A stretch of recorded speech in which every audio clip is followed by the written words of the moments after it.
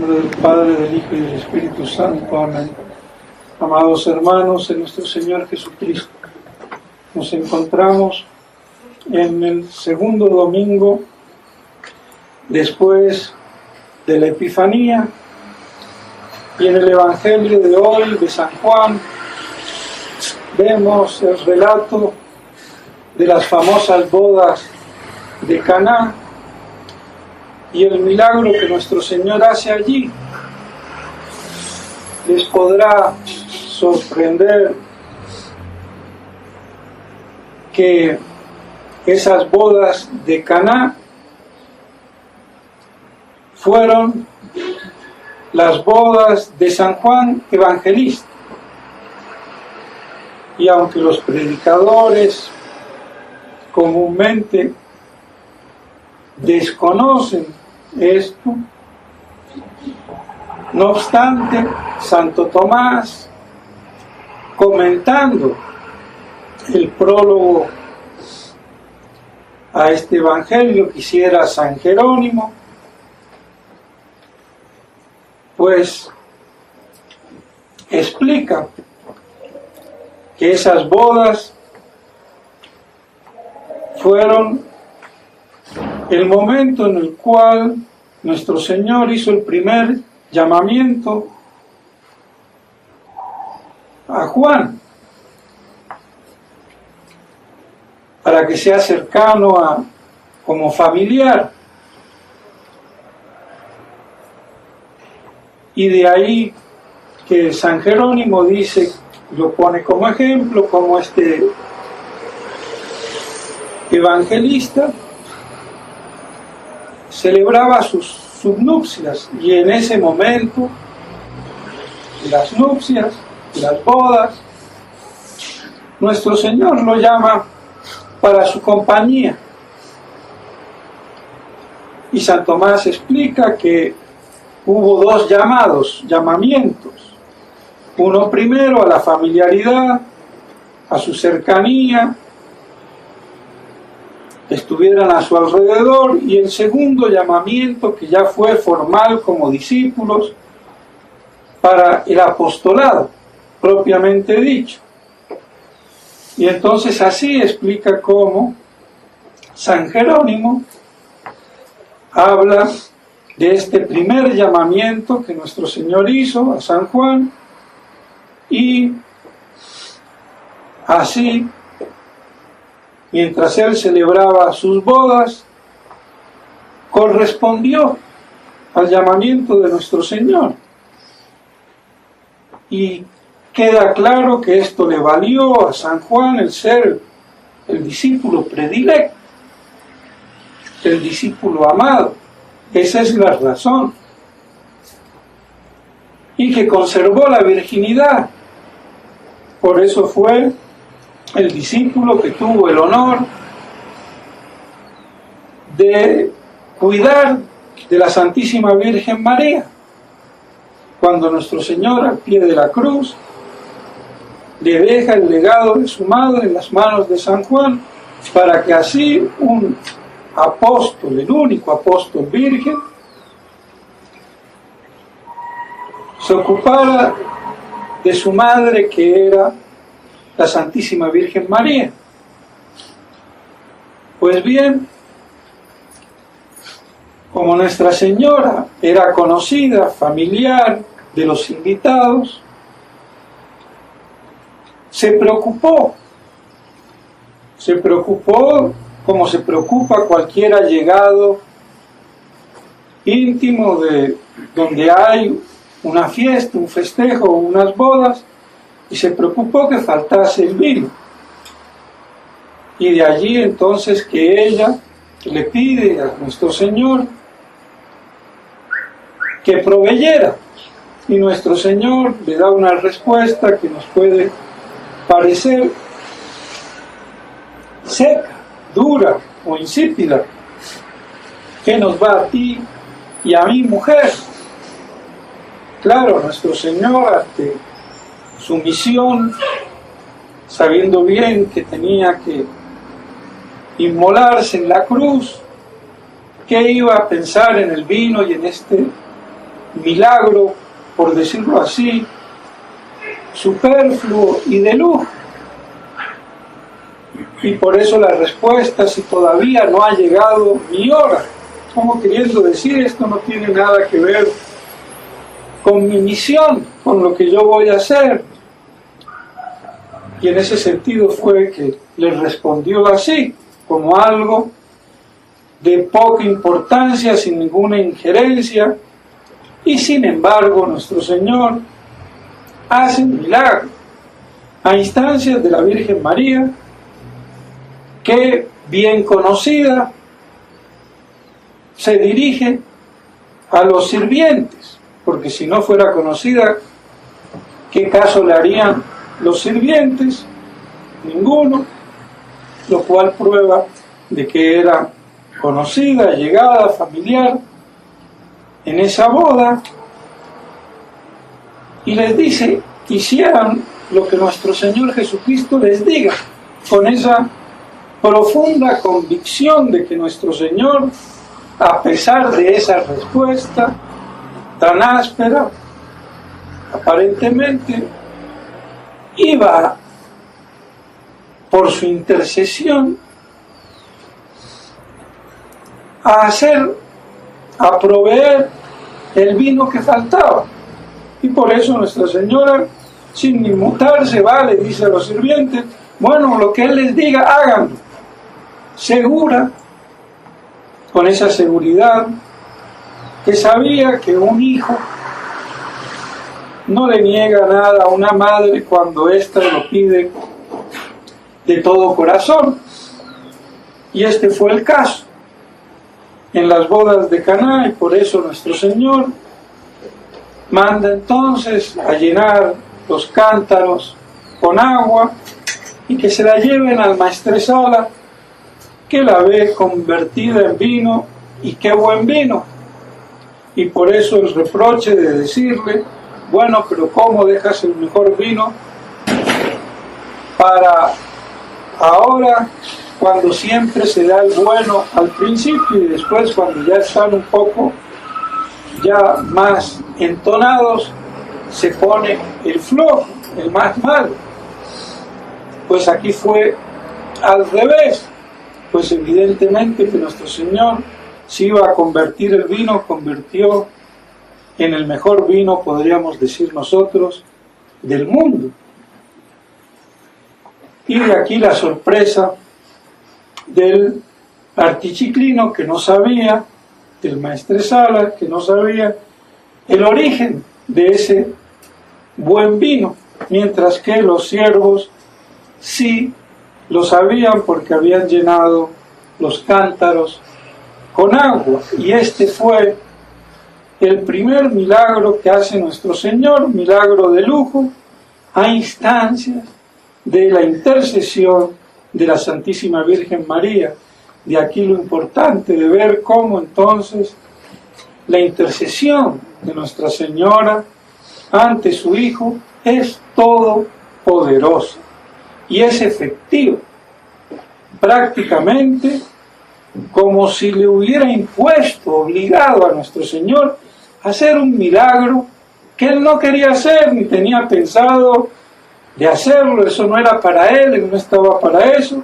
Sin embargo, lo hizo por la intercesión de su Santísima Madre. Es la importancia de ver entonces cómo el primer milagro que hace nuestro Señor lo hace por su Santísima Madre. Y es importantísimo, mis estimados hermanos, que tengamos esto en cuenta para que veamos el poder intercesor de la Santísima Virgen María ante su Hijo. Es como si ella hubiera forzado la voluntad de su Hijo. Y vemos cómo nuestro Señor, que amaba a su madre, no quiso desairarla, entristecerla. Bastó que se lo pidiera, que se lo dijera, para que Él lo hiciera. sin haberlo él pensado, deseado, tenido en cuenta, aunque él sabía muy bien todas las cosas. Pero justamente por eso él le da esa respuesta seca, para que se vea cuál es su primera intención, porque él sabía perfectamente qué iba a pasar. Era Dios, es Dios. Pero, no obstante, él quiere recalcar, mostrar cuál era su pensamiento. Y por eso le dice así tan ásperamente que nos va a ti y a mí.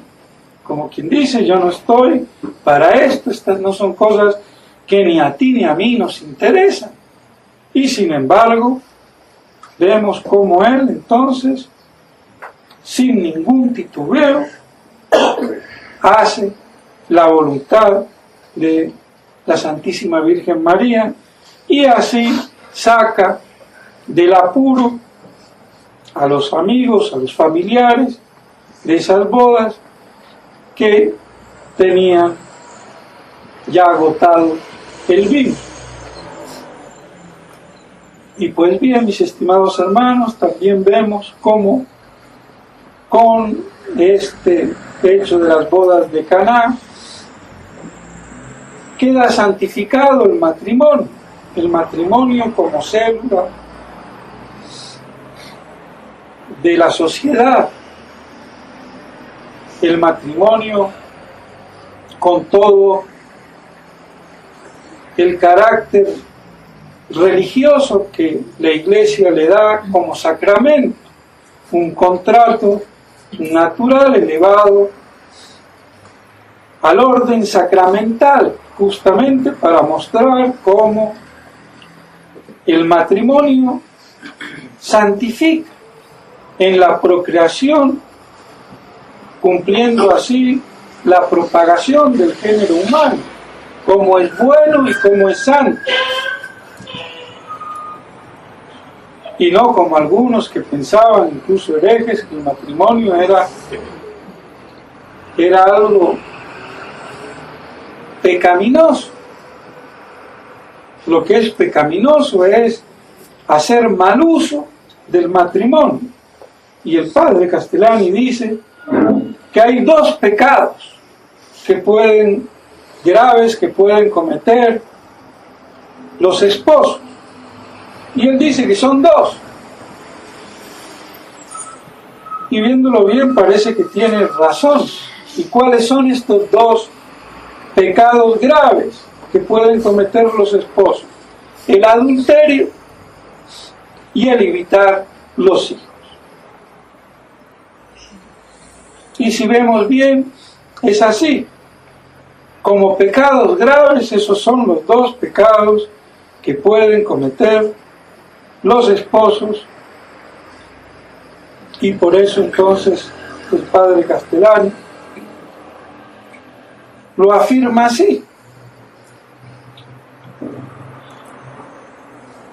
Y vemos entonces una vez más cómo la procreación de la vida es algo bueno en sí mismo y santo. Y tan santo que Dios mismo eleva a sacramento esa función natural del género humano. Y la santidad que hay en el matrimonio, santidad que ha perdido en nuestro famoso siglo de la ciencia, de la técnica, y retrocedido peor que los paganos, porque hay que recordarlo, los paganos como los romanos tenían un concepto religioso, sagrado, sacro del matrimonio. Era justamente en la antigua Roma, no ya en la Roma degenerada después, pero en la antigua Roma, la gran distinción entre plebeyos y patricios. Los patricios eran aquellos que tenían el matrimonio con esa connotación religiosa y sagrada. Y aquel que quería vivir en concubinato libremente, como hoy pasa, eran los plebeyos. Díganme entonces ustedes, ¿qué es el mundo de hoy? Lleno prácticamente de plebeyos, según la concepción romana y del derecho romano primigenio. Y por eso los patricios eran los ciudadanos que tenían derechos civiles, sociales y políticos, y el plebeyo no tenía esos derechos.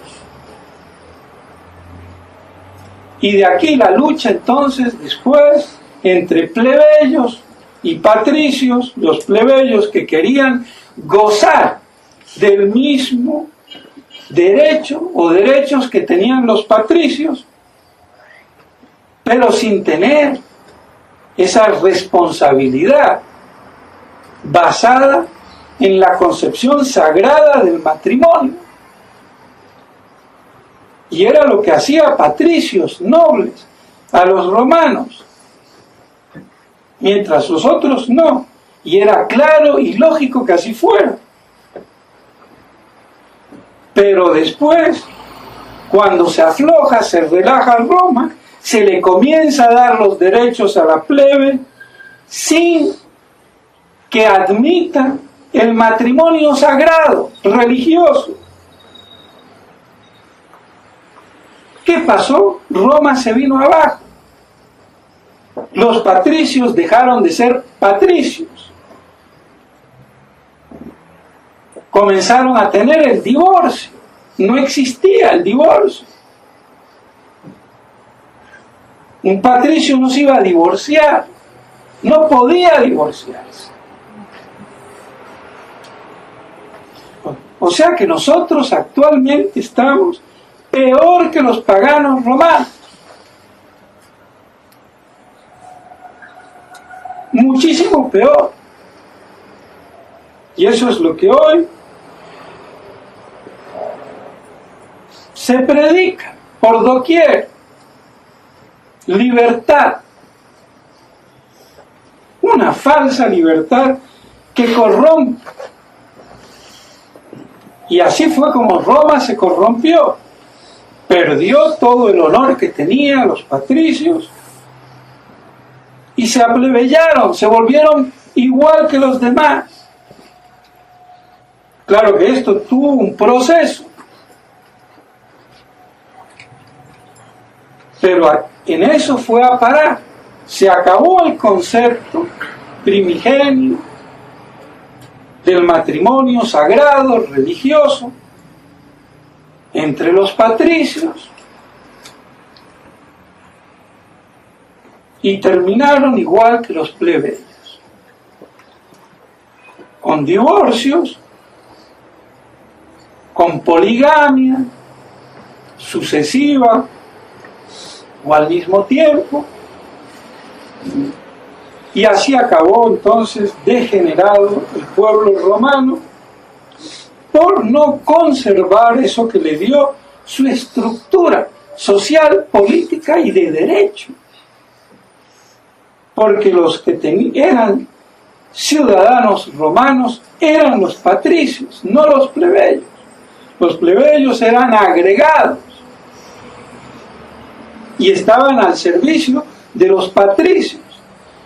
¿Por qué? Porque querían vivir una vida donde no hubiera lazos de un matrimonio sacro, estable, religioso, sino poder juntarse, aparearse tranquilamente con la mujer que les venga en gana y cambiarla o cambiarse como quien se cambia un par de zapatos o un vestido. Entonces, el público concubinato. Quédenos claro entonces que el concubinato en la Roma antigua no existía. El divorcio no existía. Y cuando se admitió todo eso, para dar más libertad, para hacer que los plebeyos tengan derechos. ¿Qué pasó? Se corrompieron los patricios y terminaron como los plebeyos, en una Roma degenerada y corrompida. ¿Y qué nos queda a nosotros? Peores que los romanos. Porque aún se invoca ahora el matrimonio homosexual, antinatural, con posibilidad de adoptar. Y ese niño adoptado, ¿a quién le va a decir papá y mamá? ¡Qué aberrante! Y eso lo aceptan todos los gobiernos democráticos. Igual del que no lo acepta. La aberración judaica, porque es el judaísmo, hay que decirlo, el que ha impuesto esa corrupción. Y los católicos, ¿qué? Como imbéciles, judaizados y plebeyos. Que hay que decirlo, y no queda otra cosa. Si Roma decayó, ¿cómo no va a decaer la civilización católica, cristiana? Claro que se cae y corrompe, porque la familia es la célula esencial de la sociedad. Sin familia no hay sociedad. Y sin matrimonio no hay familia. Por eso la destrucción de la sociedad con el aborto, con el concubinato, con la libertad, de quita y pon.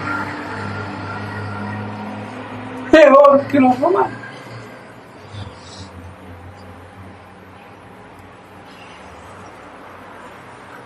Que estas cosas, mis estimados hermanos, nos sirvan para que veamos que cuando la Iglesia habla del sacramento del matrimonio, nuestro Señor eleva el matrimonio a sacramento. Es por algo. ¿Cómo va a haber civilización cristiana, católica, con matrimonios libres de hacer y de deshacer, de divorciarse, de rejuntarse? Y después, ¿qué niños van a salir de allí? El niño es un emotivo constitucional, como dice el padre Castellani.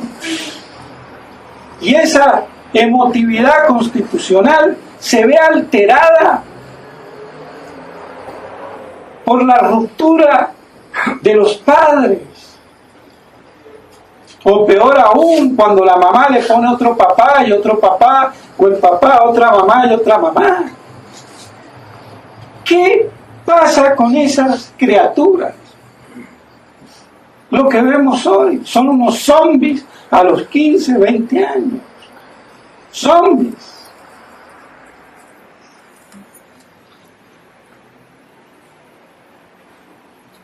Perdidos.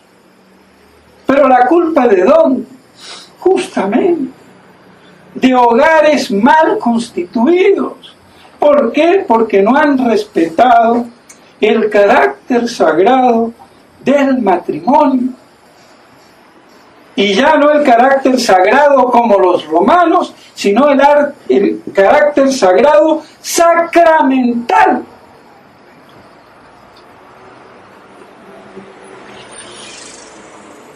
O sea, además de sagrado, es sacramental. Sacramento. Que da la gracia, ¿qué significa? Entonces vemos, mis estimados hermanos, cuán importante es tener presentes estas cosas, por lo menos, para no dejarnos nosotros corromper no ver como bueno, normal y aceptarlo. Es inaceptable. Social, política y jurídicamente. Como era inaceptable para un noble romano.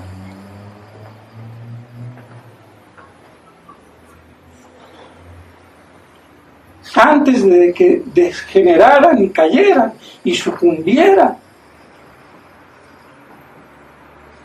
Entonces, que esto nos sirva para que nosotros veamos cuán degradada está la situación social de la sociedad moderna, que se cree que es la non plus ultra.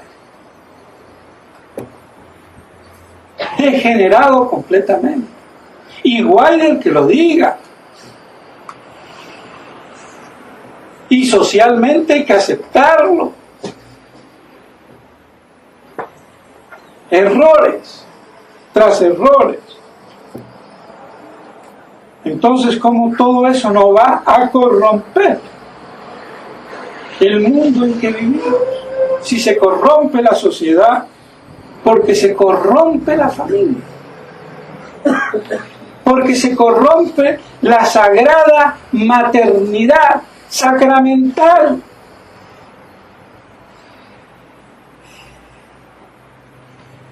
Y se olvida que la mujer se santifica por los hijos.